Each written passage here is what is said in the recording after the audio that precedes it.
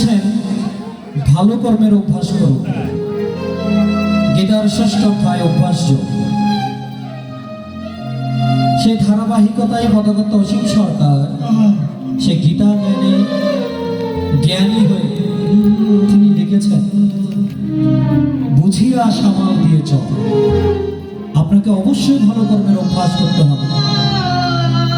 আপনি যদি মানুষ ঠকান, আপনি যদি ঘুষের টাকা দিয়ে বাড়ি করেন, গাড়ি করেন, দেখবেন এটির ফল আপনাকে এখানেই ভোগ করে যেতে হবে। তাই পদকর্তা অসীম সরকার বলছেন, তোমরা যতই করো চালাকি, পিছে দেখো জ্বালাকি।